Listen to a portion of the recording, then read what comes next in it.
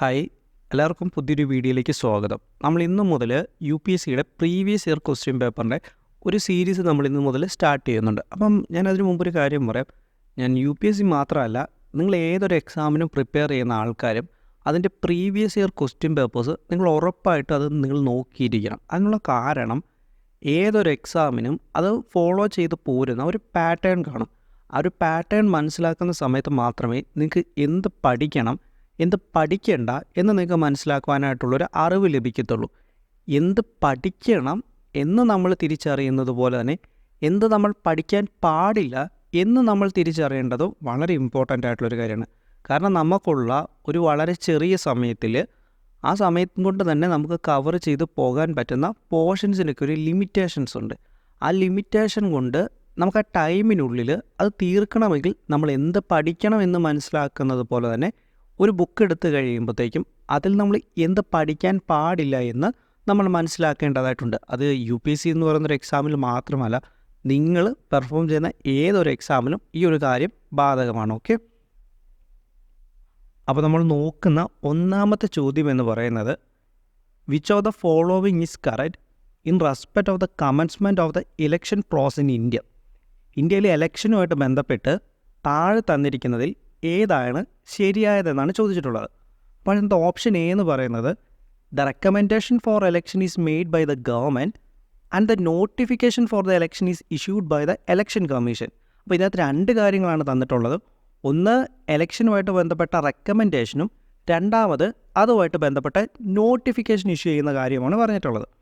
അപ്പോൾ അതിനകത്ത് ഒന്നാമത്തെ സ്റ്റേറ്റ്മെൻറ്റിൽ the recommendation for election is made by the government, ഇന്ത്യയിൽ എലക്ഷനുമായിട്ട് ബന്ധപ്പെട്ട റെക്കമെൻഡേഷൻ നടത്തുന്നത് നമ്മുടെ ഗവൺമെൻറ് ആണോ? അല്ല, നമ്മുടെ എലക്ഷൻ കമ്മീഷനാണ് ഇന്ത്യയിൽ എലക്ഷനുമായിട്ട് ബന്ധപ്പെട്ട റെക്കമെൻഡേഷൻ നടത്തുന്നത്.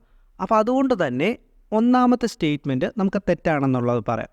നമുക്ക് അടുത്തായിട്ട് പറയുന്നത് രണ്ടാമത്തെ സ്റ്റേറ്റ്മെൻറ്റാണ്. ഓപ്ഷൻ ബി പറയുന്നത് the recommendation for election is made by the election commission and the notification for the election is issued by the home ministry and the home ministry at the centre and home departments in the state. Okay, അപ്പോൾ രണ്ടാമത്തതിൽ പറയുന്നത് അതിലൊരു കാര്യം ശരിയാണ്, the recommendation for election is made by the election commission, ആ കാര്യം ശരിയാണ്. അപ്പോൾ രണ്ടാമത് പറഞ്ഞിട്ടുള്ള കാര്യം notification for election is issued by the home ministry at the centre and home departments in the state. Notification issue ചെയ്യുന്നത് ഇലക്ഷനുമായിട്ട് ബന്ധപ്പെട്ട നോട്ടിഫിക്കേഷൻസ് ഇഷ്യൂ ചെയ്യുന്നത് നമ്മുടെ ഹോം മിനിസ്ട്രിയും അതുപോലെ തന്നെ സംസ്ഥാനങ്ങളുടെ ഹോം ഡിപ്പാർട്ട്മെൻറ്റ്സുമാണ്. അതായത് ആഭ്യന്തര വകുപ്പാണോ നമ്മുടെ ഇലക്ഷനുമായിട്ട് ബന്ധപ്പെട്ട നോട്ടിഫിക്കേഷൻസ് ഇഷ്യൂ ചെയ്യുന്നത്? അല്ല, ഇലക്ഷനുമായിട്ട് ബന്ധപ്പെട്ട നോട്ടിഫിക്കേഷൻസ് ഇഷ്യൂ ചെയ്യുന്നത് ഇന്ത്യയുടെ രാഷ്ട്രപതിയും സംസ്ഥാനങ്ങളിൽ ഗവർണേഴ്സുമാണ്. അപ്പോൾ അതുകൊണ്ട് തന്നെ നമ്മുടെ സ്റ്റേറ്റ്മെൻറ്റ് രണ്ടാമത്തെ സ്റ്റേറ്റ്മെൻ്റ് ആയിട്ടുള്ള ഓപ്ഷൻ ബിയും നമുക്ക് തെറ്റാണെന്ന് പറയാം. അത് കഴിഞ്ഞിട്ട് വരുന്ന മൂന്നാമത്തെ statement option C. Option C എന്താണ് പറയുന്നത്? The recommendation for election is made by the election commission and the notification for the election is issued by the president and governors of the state concerned. അതായത് പ്രസിഡൻറ്റും ഇനിയിപ്പോൾ ഏത് സംസ്ഥാനങ്ങളിലാണോ election നടക്കുന്നത് അതാത് സംസ്ഥാനങ്ങളിലെ ഗവർണേഴ്സുമാണ് issue ചെയ്യുന്നത്. അപ്പോൾ നമുക്കതിൽ നിന്ന് മനസ്സിലാക്കാം നമ്മുടെ ഒന്നാമത്തെ ചോദ്യത്തിൻ്റെ ഉത്തരവെന്ന് പറയുന്നത് ഓപ്ഷൻ സി ആണ്. അതാണ് അതിനകത്ത് വരുന്ന ശരിയായിട്ടുള്ള ഉത്തരം എന്ന് പറയുന്നത്. അതുകൊണ്ട് തന്നെ നമുക്ക് ഓപ്ഷൻ ഡി നമുക്ക് നോക്കേണ്ടതായിട്ടുള്ള കാര്യമില്ല. അടുത്ത രണ്ടാമത്തെ ചോദ്യം എന്ന് പറയുന്നത് who among the following have the right to vote in the elections to both Lok Sabha and Rajya Sabha election. അതായത് രാജ്യസഭാ എലക്ഷനും ലോക്സഭാ എലക്ഷനും വോട്ട് ചെയ്യാൻ സാധിക്കുന്നത് ആർക്കൊക്കെയാണെന്നാണ് ചുരുക്കത്തിൽ ചോദ്യം. അപ്പോൾ അതിനകത്ത് തന്നിരിക്കുന്ന ഒന്നാമത്തെ ഓപ്ഷൻ എന്ന് പറയുന്നത് elected members of the lower house of the parliament. നമുക്കറിയാം പാർലമെൻറ്റിൽ ലോവർ ഹൗസും അപ്പർ ഹൗസും ഉണ്ട്. അതായത് ലോവർ ഹൗസ് എന്ന് പറയുന്നത് നമ്മുടെ ലോക്സഭയും അപ്പർ ഹൗസ് എന്ന് പറയുന്നത് രാജ്യസഭയും. ഇതിന് പേര് വരാനുള്ള കാരണം നമ്മുടെ പാർലമെൻറ്റിൽ താഴത്തെ നിലയിൽ, അതുകൊണ്ട് താഴത്തെ നിലയിലാണ് നമ്മുടെ ലോക്സഭ ഇരിക്കുന്നത്. അതുകൊണ്ടാണ് അതിന് ലോവർ ഹൗസ് എന്ന് വിളിക്കുന്നത്. അപ്പർ ഡെക്കിൽ, അതായത് മുകളിലത്തെ നിലയിലാണ് നമ്മുടെ രാജ്യസഭ ഇരിക്കുന്നത്. അതുകൊണ്ടാണ് അതിനെ അപ്പർ ഹൗസ് എന്ന് വിളിക്കുന്നത്. അപ്പോൾ ഇതിനകത്ത് തന്നിട്ടുള്ള ഒന്നാമത്തെ ഓപ്ഷൻ എന്ന് പറയുന്നത് elected members of the lower house of the parliament. നമ്മുടെ ലോക്സഭയിലുള്ള MP mark Rajya Sabha election vote ചെയ്യാൻ സാധിക്കുമോ? അവർക്ക് രാജ്യസഭ ഇലക്ഷന് വോട്ട് ചെയ്യാൻ സാധിക്കുകയില്ല. പക്ഷേ അവർക്ക് ലോക്സഭ ഇലക്ഷന് അവർക്ക് വേണ്ടി തന്നെ വോട്ട് ചെയ്യാം, അതിനൊന്നും പ്രശ്നമൊന്നുമില്ല. പക്ഷേ ഒരു ഒരു രാജ്യസഭ ഇലക്ഷന് അവർക്ക് വോട്ട് ചെയ്യാനായിട്ട് സാധിക്കുകയില്ല. അപ്പോൾ ഒന്നാമത്തെ ഓപ്ഷൻ നമുക്ക് തെറ്റാണെന്ന് പറയാം.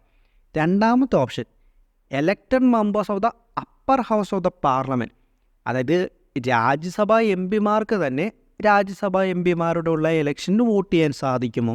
ഒരിക്കലും സാധിക്കുകയില്ല. നമുക്കറിയാം, ലോക്സഭ ഇലക്ഷൻ നടക്കുന്നതും സ്റ്റേറ്റുകളിൽ ഇലക്ഷൻ നടക്കുന്നതും നമ്മുടെ യൂണിവേഴ്സൽ അഡൾട്ട് സഫറേജ് വെച്ചിട്ടാണ്.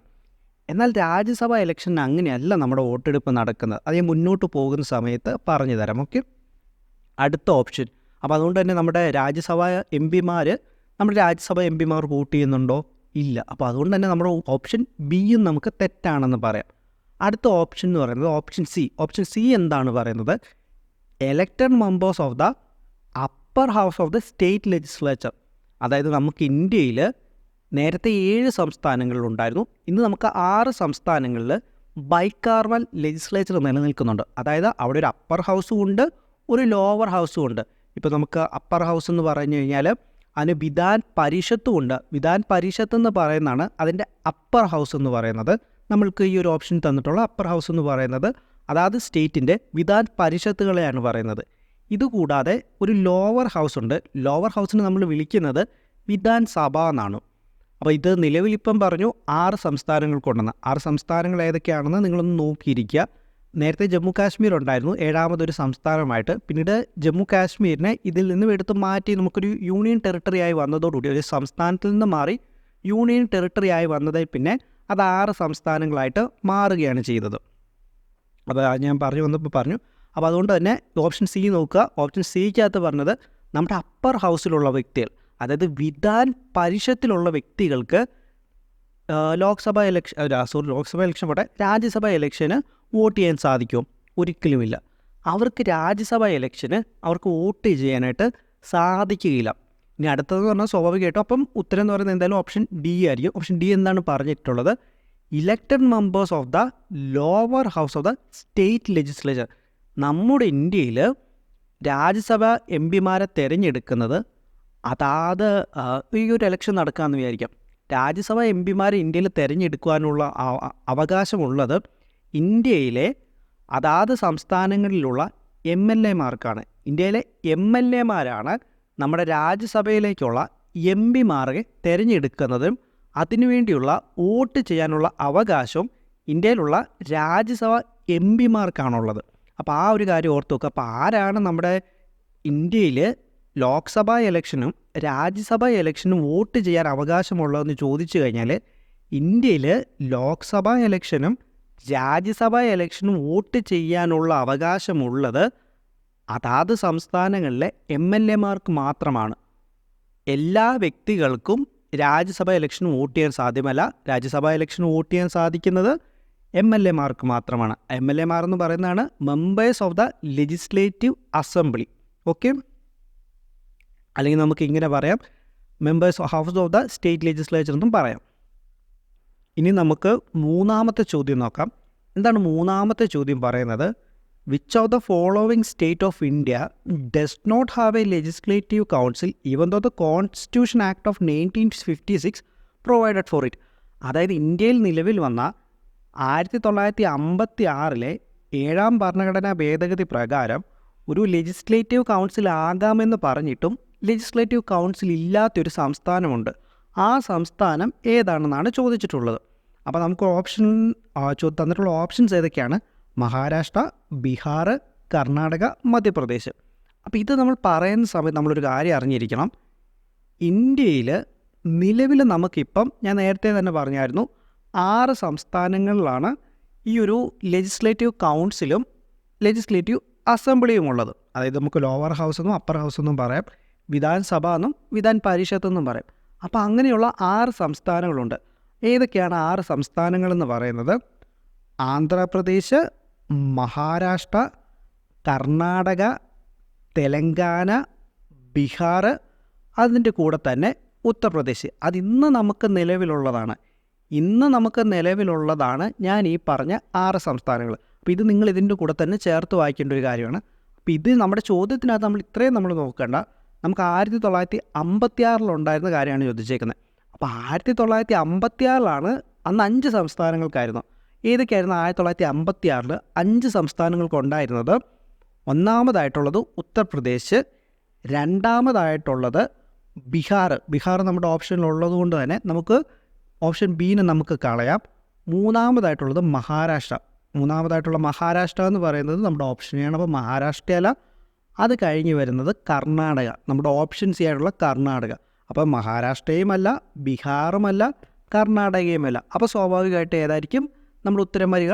മധ്യപ്രദേശാണ്. ഓക്കെ, ഇത് കൂടാതെ തന്നെ നമുക്ക് ജമ്മു ആൻഡ് കാശ്മീരിലും ഉണ്ടായിരുന്നു. അപ്പോൾ അത്രയും കാര്യങ്ങളാണ്. അപ്പോൾ ഇതിൽ നിന്ന് നമുക്കൊരു കാര്യം മനസ്സിലാക്കാം. മധ്യപ്രദേശിൽ ഇന്ത്യയുടെ 1956 വന്ന 7ാം ഭരണഘടനാ ഭേദഗതി പ്രകാരം അവിടെ ഒരു വിധാൻസഭയും വിധാൻ പരിഷത്തും ആകാമെന്ന് പറഞ്ഞിട്ടും അവരതിലേക്ക് പോയില്ല. അവർ ആ ബൈക്കാമസ് സിസ്റ്റം അവർ അഡോപ്റ്റ് ചെയ്തില്ല. അങ്ങനെ ബൈക്കാമസ് സിസ്റ്റം അഡോപ്റ്റ് ചെയ്യാതിരുന്ന സംസ്ഥാനം ഏതെന്ന് ചോദിച്ചു കഴിഞ്ഞാൽ അതിന് ഉത്തരം എന്ന് പറയുന്നത് നമ്മുടെ മധ്യപ്രദേശാണ്. അങ്ങനെ ഈ കൂടെ തന്നെ നമ്മൾ ഓർത്തിരിക്കേണ്ട മറ്റൊരു കാര്യം എന്ന് പറയുന്നത് ആന്ധ്രാപ്രദേശിൻ്റെയാണ്. അപ്പോൾ നമ്മുടെ ആന്ധ്രാപ്രദേശിൽ 1956 തന്നെ ഇങ്ങനൊരു അപ്പർ ഹൗസിൻ്റെ കാര്യങ്ങളൊക്കെ വന്നിട്ടുണ്ടായിരുന്നു. പിന്നീട് അത് 1985 ആകുന്ന സമയത്ത് ഈ ഒരു ബൈക്കാമൽ സിസ്റ്റം അവർ ഡിസ്കണ്ടിന്യൂ ചെയ്തിട്ടുണ്ടായിരുന്നു. അങ്ങനെ ഡിസ്കണ്ടിന്യൂ ചെയ്യുകയും പിന്നീട് ഏകദേശം 2007 വരെ നമ്മുടെ ആന്ധ്രാപ്രദേശിൽ ഒരു ബൈക്കാമൽ സിസ്റ്റം പിന്നീട് ഉണ്ടായിരുന്നില്ല. പിന്നീട് 2007 അത് റീകോൺസ്റ്റിറ്റ്യൂട്ട് ചെയ്യുകയും പിന്നെ ഈ നിലവിൽ ഈ ഒരു ബൈക്കാമൽ സിസ്റ്റം അവർ കണ്ടിന്യൂ ചെയ്ത് പോരുകയാണ് ചെയ്യുന്നത്. അപ്പോൾ അതുകൊണ്ടാണ് ആന്ധ്രാപ്രദേശിൻ്റെ കാര്യം ഞാൻ എടുത്ത് ഈ കൂടെ പറയാതിരുന്നത്. ആന്ധ്രാപ്രദേശിൽ ഉണ്ടായിരുന്നു, പിന്നീട് ആ കൂടെ തന്നെ അവരത് ഡിസ്കണ്ടിന്യൂ ചെയ്തതിന് ശേഷം 2007 വീണ്ടും റീകോൺസ്റ്റിറ്റ്യൂട്ട് ചെയ്യുകയാണ് ചെയ്തിട്ടുള്ളത്. ഇനി നമുക്ക് 4ാമത്തെ ചോദ്യം നോക്കാം. 4ാമത്തെ ചോദ്യം എന്ന് പറയുന്നത് the Dinesh Goswami committee was concerned with, അതായത് ദിനേശ് ഗോസ്വാമി കമ്മിറ്റി എന്തുമായിട്ട് ബന്ധപ്പെട്ടതാണെന്നാണ് ചോദ്യം. അപ്പം നമുക്ക് വളരെ ചുരുക്കത്തിൽ എന്താണ് ദിനേശ് ഗോസ്വാമി കമ്മിറ്റി എന്ന് പറയുന്നത് നമുക്ക് ഡീറ്റെയിൽ ആയിട്ട് അതിനെക്കുറിച്ച് നമുക്ക് എന്തായാലും ഒരു വീഡിയോ ചെയ്യാം. ഇപ്പം നമ്മളതിന് ചെയ്ത് കഴിഞ്ഞാൽ എല്ലാ ടോപ്പിക്കിനെ കുറിച്ച് നമുക്ക് ഡീറ്റെയിൽ ആയിട്ട് പറഞ്ഞു പോകാൻ സാധ്യത. ഇങ്ങനെ വളരെ ചുരുക്കത്തിൽ പറഞ്ഞു കഴിഞ്ഞാൽ 1989 VP സിംഗ് ഗവൺമെൻറ്റിന് കീഴിൽ അന്നത്തെ ലോ ആൻഡ് ജസ്റ്റിസ് മിനിസ്റ്റർ ആയിട്ടുണ്ടായിരുന്ന വ്യക്തിയായിരുന്നു നമ്മുടെ ദിനേശ് ഗോസ്വാമി എന്ന് പറയുന്നത്. അപ്പോൾ ഇദ്ദേഹത്തെ ബേസ് ചെയ്തുകൊണ്ട് ഇദ്ദേഹത്തെ അപ്പോയിൻറ്റ് ചെയ്തുകൊണ്ട് ഒരു കമ്മിറ്റി വന്നു. ആ കമ്മിറ്റി എന്ന് പറയുന്നത് ഇന്ത്യയിൽ ഇലക്ട്രൽ റീഫോംസുമായിട്ട് ബന്ധപ്പെട്ട കമ്മിറ്റി ആയിരുന്നു. അപ്പോൾ അതിനകത്തുണ്ടായിരുന്ന ഇവർ മുന്നോട്ട് വെച്ച ഒരു റെക്കമെൻഡേഷനും ഞാൻ ഇതിനകത്ത് പറയാം. അതിന് നമുക്ക് ആ ഒരു സമയം വരെ അല്ലെങ്കിൽ അതിന് പിന്നീടുള്ള കുറച്ച് സമയം വരെ ഇന്ത്യയിൽ ഇലക്ഷൻ നടക്കുന്ന സമയത്ത് ചില വ്യക്തികൾ 2ൽ കൂടുതൽ കോൺസ്റ്റിറ്റ്യുവൻസി എന്നൊക്കെ മത്സരിക്കാറുണ്ടായിരുന്നു. ചിലർക്ക് അവർക്ക് ഇഷ്ടമുള്ള അത്രയും കോൺസ്റ്റിറ്റ്യുവൻസിയിൽ നിന്ന് അവർക്ക് മത്സരിക്കുവാനായിട്ട് സാധിക്കുമായിരുന്നു. എന്നാൽ 1990 വന്ന നമ്മുടെ ദിനേശ് ഗോസ്വാമി കമ്മിറ്റിയുടെ റിപ്പോർട്ടിൽ അവർ റെക്കമെൻഡ് ചെയ്തൊരു കാര്യമായിരുന്നു, ഒരു വ്യക്തിക്ക് നമ്മൾ ഇന്ന് കാണുന്നത് പോലെ 2ൽ കൂടുതൽ കോൺസ്റ്റിറ്റ്യുവൻസിയിൽ നിന്നും മത്സരിക്കുവാൻ പാടില്ല എന്നുള്ള കാര്യം. അപ്പോൾ ഇത് കൂടാതെ തന്നെ ബാക്കി കുറച്ചധികം പോയിൻറ്റ്സുകളും റെക്കമെൻഡേഷൻസും ഒക്കെ ഈ കമ്മിറ്റിയുടേതായിട്ടുണ്ട്. അപ്പോൾ അതൊക്കെ നമുക്ക് മുന്നോട്ട് പോകുന്ന സമയത്ത് വളരെ ഡീറ്റെയിൽ ആയിട്ടുള്ള വീഡിയോ അതിനെക്കുറിച്ച് നമുക്ക് ചെയ്യാം. അപ്പോൾ ഇപ്പം നമുക്ക് ഇത്രയേ ഉള്ളൂ ചോദ്യം. The Dinesh Goswami committee is concerned with എന്തുമായിട്ട് ബന്ധപ്പെട്ടതാണ് നമ്മുടെ ദിനേശ് ഗോസ്വാമി കമ്മിറ്റി എന്ന് പറയുന്നത്? ഡീനാഷണലൈസേഷൻ ഓഫ് ബാങ്ക്സ് ആണോ? അല്ല. ഇലക്ട്രൽ റിഫോംസ് ആണോ? ആണ്. ഞാൻ നേരത്തെ ഒരു ഇലക്ട്രൽ റിഫോംസുമായിട്ട് ബന്ധപ്പെട്ടതാണ് നമ്മുടെ ദിനേശ് ഗോസ്വാമി കമ്മിറ്റി എന്ന് പറയുന്നത്. അപ്പോൾ അതുകൊണ്ട് തന്നെ ഉത്തരം എന്താണ്? ദിനേശ് ഗോസ്വാമി കമ്മിറ്റി എന്തുമായിട്ട് ബന്ധപ്പെട്ടാണ്? ഇലക്ട്രൽ റിഫോംസുമായിട്ട് ബന്ധപ്പെട്ട കമ്മിറ്റിയാണ്. ഇനി നമുക്ക് 5ാമത്തെ ചോദ്യം. If in an election to a state legislative assembly the candidates who is declared elected loses his deposit it means that, അതായത് ഒരു സംസ്ഥാന നിയമസഭയിലേക്ക് ഒരു ഇലക്ഷൻ നടക്കുകയാണ്.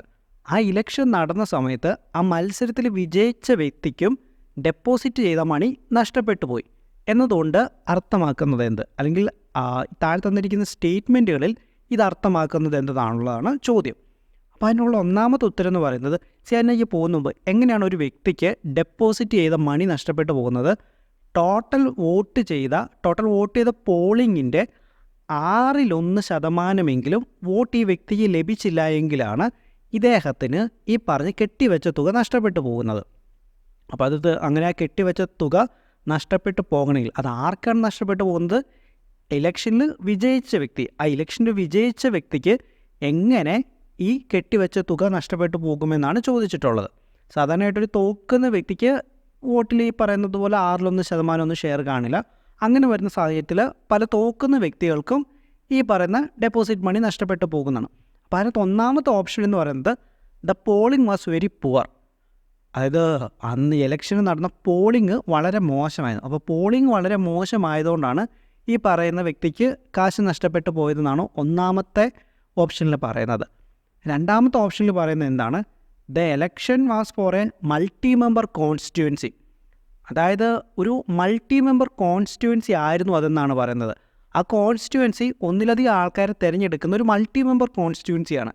അപ്പോൾ അതുകൊണ്ടാണ് ഇദ്ദേഹത്തിന് ഈ കാശ് നഷ്ടപ്പെട്ടു പോയതെന്നാണ് രണ്ടാമത്തെ ഓപ്ഷൻ പറയുന്നത്. മൂന്നാമത്തെ ഓപ്ഷൻ പറയുന്നത് the elected candidates victory over his nearest rival was very margin. അതായത് ഇദ്ദേഹം ജയിച്ചത് ഇദ്ദേഹത്തിന് തൊട്ടടുത്ത് നിൽക്കുന്ന, അല്ലെങ്കിൽ ഇദ്ദേഹത്തിന് തൊട്ട് താഴെ വന്ന വ്യക്തിയുമായിട്ട് 1-2 വോട്ടിൻ്റെ വ്യത്യാസത്തിൽ മാത്രമാണ് ഇദ്ദേഹം ജയിച്ചത്. അതുകൊണ്ടാണ് ഇദ്ദേഹത്തിന് കെട്ടിവെച്ച കാശ് പോയതെന്നാണ് പറയുന്നത്. നാലാമത്തെ ഓപ്ഷൻ പറയുന്നത് A very large number of candidates contested for the election. നാലാമത്തെ ഓപ്ഷൻ പറയുന്നത് ഒത്തിരിയധികം ആൾക്കാർ ഇലക്ഷന് മത്സരിച്ചതുകൊണ്ടാണ് ഇദ്ദേഹത്തിന് കാശ് നഷ്ടപ്പെട്ടു പോയത്. അപ്പോൾ ഇതിലേതാണ് ശരിയായിട്ടുള്ള ഉത്തരം? ഒരു മത്സരത്തിൽ അല്ലെങ്കിൽ ഒരു ഇലക്ഷനിൽ വിജയിച്ച വ്യക്തിക്ക് അദ്ദേഹത്തിന് കാശ് എപ്പോഴാണ് നഷ്ടപ്പെട്ടു പോകുന്നത്? 6-1 വോട്ട് പോൾ ചെയ്യാതെ വരുന്ന സമയത്ത്. 6-1 വോട്ട് ഈ പറയുന്ന താഴെ തന്നിരിക്കുന്നതിൽ ഏത് സാഹചര്യത്തിലായിരിക്കും അദ്ദേഹത്തിന് കിട്ടാതെ വരുന്നത്? ഇപ്പോൾ നിങ്ങൾ ആലോചിച്ച് നോക്കൂ. ഒരു കോൺസ്റ്റിറ്റ്യുവൻസിൽ 100 വോട്ടാണുള്ളത്. ആ 100 വോട്ടുള്ളിടത്ത് ഒരു 50 പേര് ഇലക്ഷൻ നിൽക്കുകയാണെങ്കിൽ എന്ത് സംഭവിക്കും? അദ്ദേഹത്തെ എന്തായാലും ഒത്തിരി ആൾക്കാർ നിൽക്കുന്ന സമയത്ത് അദ്ദേഹവും അദ്ദേഹത്തിൻ്റെ ഫാമിലിയിലും റിലേറ്റീവ്സൊക്കെ അദ്ദേഹത്തിന് വോട്ട് ചെയ്യുമല്ലോ. അപ്പോൾ ആൾക്കാർ കൂടും തോറും ഈ ജയിക്കുന്ന വ്യക്തി ചിലപ്പോൾ 3 വോട്ട് മേടിച്ചാലും ജയിക്കും. മനസ്സിലാകുന്നുണ്ടോ? പക്ഷേ 3 വോട്ട് എന്ന് പറയുന്നത് ടോട്ടൽ പോൾ ചെയ്ത വോട്ടിൻ്റെ 6-1 ഇല്ല.